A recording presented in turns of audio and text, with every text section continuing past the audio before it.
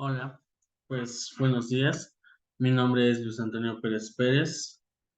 Soy estudiante de sexto semestre en la Escuela Normal Superior de México y estoy en la licenciatura de Enseñanza y Aprendizaje de la Historia a nivel secundaria. El día de hoy eh, traigo una pequeña exposición sobre uno de los grandes pedagogos del siglo XX, Paulo Freire, cuya obra sigue muy vigente hasta nuestros días.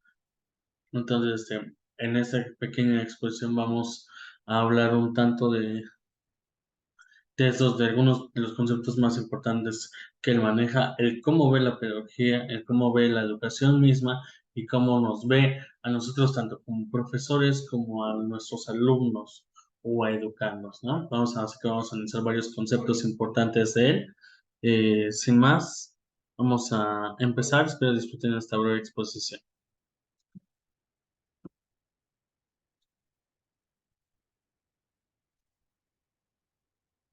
Primeros años. Paulo Reglus Neves Freire nació el 19 de septiembre de 1921 en Recife, capital de Pernambuco, provincia brasileña de la región noreste del país. Fue un educador y experto en temas de educación, siendo uno de los más influyentes teóricos de la educación del siglo XX. Freire venía de una familia de clase media baja, jamás tuvo los grandes lujos. En su momento estudió. Siempre le llamó la atención los temas educativos, aunque no había una materia como tal especializada en estos, así que por un momento estudió jurisprudencia, leyes y demás, hasta que en 1944 se casa con su esposa, la cual era maestra de primaria, y esta es lo que lo define y se volca totalmente del lado de la pedagogía. Hay que decir también que hubo un tiempo en el que Freire estudiaba tanto psicología como filosofía al mismo tiempo. Entonces, una vez al volcarse completamente a la pedagogía, ¿qué es lo que pasa? Pues que va ascendiendo en puestos, ¿no? Lo van dejando a puestos educativos más y más altos en esta Brasil. Y uno de esos encaminados que lleva a Freire lo lleva a zonas rurales donde empieza la alfabetización de personas mayores, adultos mayores, en una zona que se dedicaba a la agricultura y demás. En ese pequeño periodo se decía, él proponía que en 40 días estas personas ya iban a saber que eran analfabetas, ya sabían, iban a saber leer y escribir y escribir en tan solo 40 días. Y esto lo logró hacer con alrededor de 300 trabajadores, con esos nuevos procesos y maneras de enseñar que él, que él manejaba, que desde ahí ya iban planteando. Tristemente, para 1964 hubo un golpe de estado fatal. Frey resultó encarcelado por alrededor de 70 días y después se tuvo que exiliar por un largo tiempo en varios países de Sudamérica como Chile, y es que esta es una cuestión verdaderamente importante de Freire. Creo que a diferencia de muchos pedagogos, él es más que un pedagogo, es un luchador social. Le preocupa a la gente, le preocupa el extracto social más abandonado y trata de darles estas herramientas, estas armas que los encadenan, que ya veremos que esas cuestiones del encadenamiento o esta cuestión de la libertad es una muy importante para Freire. Entonces, tenemos estas cuestiones.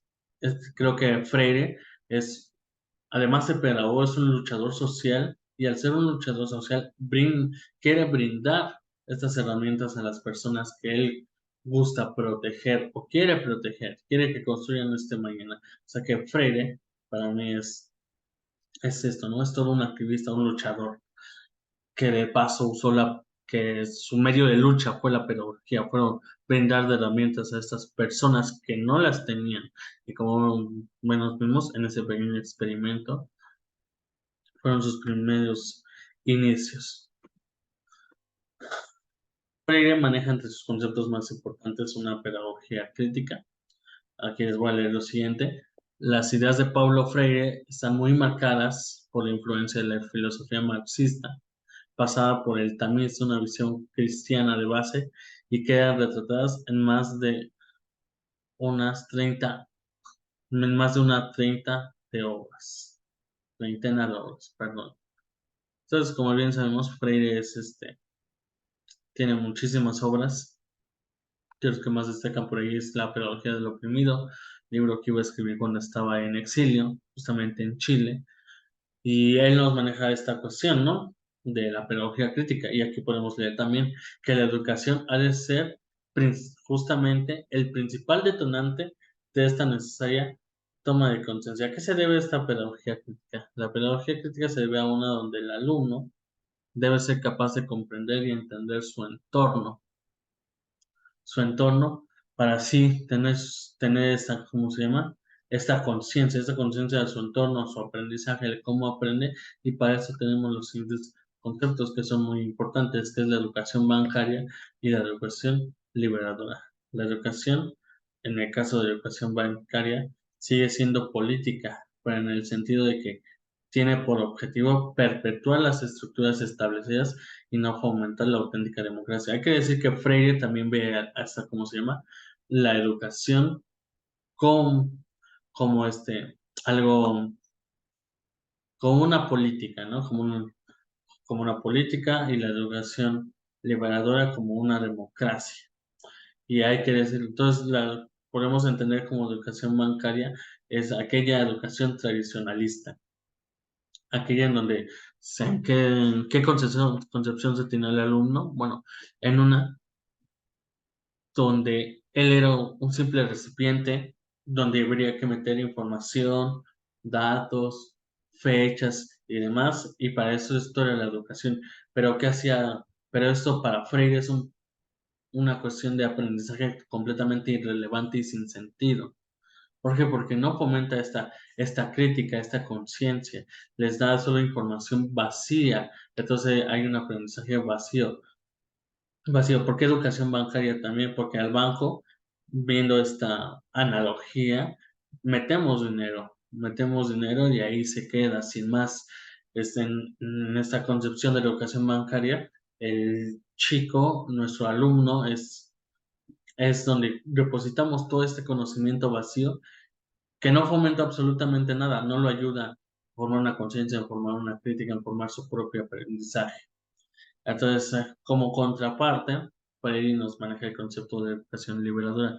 Y aquí tenemos que la educación liberadora es una educación basada en el descubrimiento, ¿no? Y creo que esto lo podemos ver completamente reflejado en todos los cambios de planes de estudios y demás actuales, como les he venido mencionando, varios conceptos que en su momento parecía manejó Freire, que fueron tan relevantes y demás, actualmente nos parecen obviedades, ¿no? Son como cosas que no se pueden ignorar, que son tan obvias que ahí están y el ignorarlas sería un completo error, hasta sería muy tonto. Bueno, en su momento no lo fue, y volviendo a estos de los tipos de educación que él maneja, tenemos como que esa concepción de cómo ha ido cambiando los planes de estudio a lo largo de estos años. Yo, como experiencia personal, y creo que muchos de mis compañeros que pueden estar viendo este video, e incluso maestros, porque ellos han vivido más de cerca todo este cambio, tenemos que la educación, en nuestro caso, yo que soy de la licenciatura de historia, antes de aprender historia, era aprenderse datos, aprenderse personajes, qué personajes participaron en tal caso, qué fechas importantes, qué pasó tal día, qué pasó este día, qué se dijo. Entonces, de todo el conocimiento histórico se basaba en saber eso, saber solamente datos. Yo recuerdo incluso que yo tuve un examen justamente en secundaria donde el examen era disculpen el ruido, aprenderse una pequeña línea del tiempo, y si te sabías todas las fechas sacabas 10. Eso era el conocimiento histórico. Obviamente todo esto se fue modificando, y ahora estamos en la etapa en la que nosotros estamos en la licenciatura para ser futuros maestros y podemos encontrar todo este tipo de cambios, ¿no? Estos cambios a esta educación que nosotros mismos recibimos es educación bancaria tradicionalista. ahora qué es lo que se nos muestra o trata de enseñar en nuestra Escuela Normal Superior de México, pues es un tipo de educación, ese manejo de temas, en donde los chicos no solo sepan qué es lo que pasó, sino analicen, comprendan el por qué pasaron las cosas, cuáles fueron las causas, y una vez entendiendo esas causas, entiendan las consecuencias, y no solo eso, o sea, no solo es entender el por qué y cómo y qué pasó y cómo nos sigue afectando, sino también el que ellos mismos juzguen o tengan su propio criterio sobre los hechos o sobre las cosas manejadas. Lo podemos ver bien representado en estas imágenes, ¿no? Un chico con la cara medio triste, donde solo meten libros, libros y libros, y una educación liberada donde los chicos ejercen su propio conocimiento, porque ellos ejercen esta educación más activa, hace que los chicos se activen y también que ellos les genere interés aprender, que no solo lo vean como datos aburridos y demás, no, sino que una vez incentivados por cuestiones creativas o nuevas formas pedagógicas, ellos se sientan interesados en seguir aprendiendo y así activen más su conocimiento y más sus ideas. Esta es parte importante de lo que se planea con esta educación liberadora, que como les dije, ¿no? Actualmente el hacer que un alumno crítico, que es el querer que un alumno sea crítico, o que o que piense más, bueno, cómo llamar nosotros su atención para que la clase se les sea más amena y ellos se interesen por el aprendizaje, parece algo muy común, pero es algo que Freire indica en todas sus obras, en, to- en todas sus obras, y era un concepto bastante nuevo, ¿no? Que ahora parece casi irrelevante y que es de uso común. Entonces, parte de cómo se forma esta educación, tanto liberadora como bancaria, es la forma en la que se ve a tanto a educadores, nosotros, nuestros maestros, nosotros como futuros docentes, y los educandos, ¿no? Que son todos nuestros alumnos de la edad que sean como sean. Aquí tenemos, por ejemplo, la acción educativa es esencialmente bidireccional. En el proceso de ser el educando enseña, y tanto que enseña a su vez, el educador aprende de sus alumnos. Esta frase también me recuerda a una de, que es de Disney, pero me gusta mucho, que es aprende a enseñar, que enseñando aprenderás, ¿no? Y es parte de esta concepción, como ya les había mencionado, del cómo vemos nosotros como maestros a nuestros alumnos. Alumnos, como les dije, en la educación bancaria, estos eran simples recipientes donde habría que depositar datos, información, fechas y demás. Pues para Freire esto no es así. Los alumnos vienen con un conocimiento previo, y ese conocimiento previo debe ser conocido y explotado por el docente. No son vasijas. Un alumno, tanto, y puede ser alumno de todas las edades, ¿no? Tanto un niño de secundaria, primaria y demás, tanto nosotros que ahorita estamos en la licenciatura como una persona adulta que está yendo a clases nocturnas y demás. Todos tenemos algo detrás, tenemos conocimientos previos que para una correcta educación deberían de ser explotados, manejados y conocidos por el profesor para que éste los tome en cuenta. No somos simplemente vasijas, no somos lo que como nos había manejado la educación anteriormente, principalmente en México. Ya les mencioné mi caso de cómo eran mis exámenes de historia antes, y por supuesto que antes había así. La información, la educación se manejaba de esa forma, solamente nosotros siendo vasijas y recibiendo ese conocimiento vacío, pero no criticando, no entendiendo el porqué de las cosas. Entonces, nosotros no somos recipientes, somos personas con un conocimiento previo. Entonces, de esta forma, ¿qué es lo que pasa? Que nosotros como educadores enseñamos nuestro conocimiento, pero nosotros también entendemos y aprendemos de los chicos, de las personas a las cuales le estamos enseñando, ¿no? Y esto se debe mucho gracias a la importancia del contexto que le da a Fred. Volvemos a lo mismo. Ahora, por ejemplo, en nuestras materias de prácticas y demás, notamos mucho esta cuestión esta cuestión de que hay que entender el contexto de los alumnos, el contexto interno de la escuela, externo, contexto familiar y demás. Son todas estas cosas las que les damos importancia y que ya son por default, ¿no? Actualmente si estás haciendo de trabajo de titulación, reporte de prácticas, es completamente necesario el saber el contexto de tu escuela, el contexto de tus chicos. Bueno, pues esto de nuevo es un concepto bastante común actualmente y que antes no lo era. Entonces, como tenemos la importancia del contexto que le da Freire, ¿no? Aquí tenemos, la lectura del mundo precede la lectura de la palabra, dijo en diversas ocasiones Paulo Freire, lo que significa sustancialmente que cualquier lectura crítica debe tener en cuenta el texto, pero también y muy específicamente el contexto. Ven que les mencioné esto, ¿no? De que todos chicos, todos nosotros tenemos ese conocimiento previo, pero ese conocimiento previo, ¿cómo se obtiene? Del contexto. ¿Y eso por qué es tan importante? Freire fue alguien que trabajó con personas analfabetas y adultas. Entonces, todos estos se dedicaban únicamente a lo que conocían, a su contexto.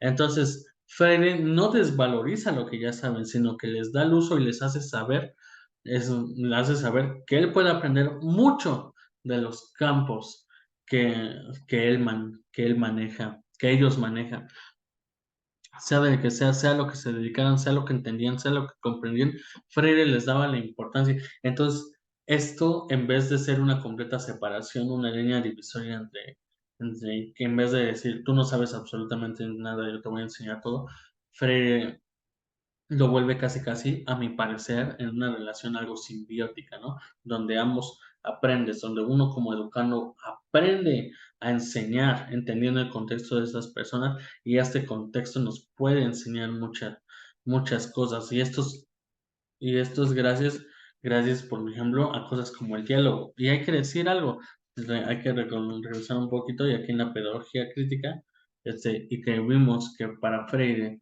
parte de esta educación se debe, o él la entiende como la democracia, y hay que entender algo. Para Freire, esto obviamente ese contexto es importante, y cómo se comparte también este contexto por medio de cuestiones como el diálogo. El diálogo para Freire era la mayor forma de expresión de libertad. Recordemos su contexto también, fue un pedagogo que fue encarcelado y después exiliado de su país. ¿Por qué? Por nada más y nada menos que una dictadura, este tipo de gobierno que nos priva de toda libertad. Entonces, para Freire, la libertad es tan solo el poder hablar, el poder dialogar con otra persona, el compartir este contexto, este conocimiento con todos.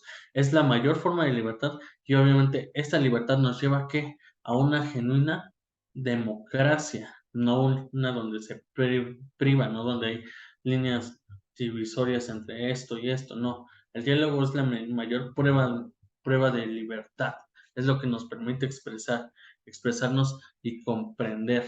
Es esta educación liberadora, es esta pedagogía crítica, porque una vez compartiendo opiniones que podemos hacer, criticar y entender y tener conciencia sobre todo lo que nos rodea, sobre todas nuestras situaciones en el país, en nuestra vida, en nuestra forma de aprendizaje y demás.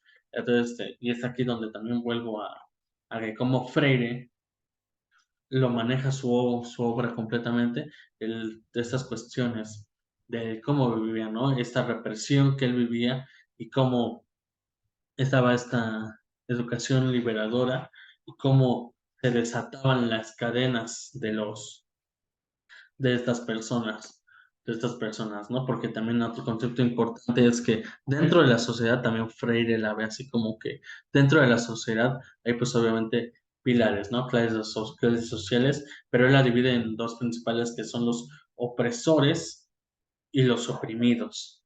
Los opresores ejercen esta opresión a los oprimidos de muchas maneras y en mayor o menor medida. ¿Qué es esta opresión?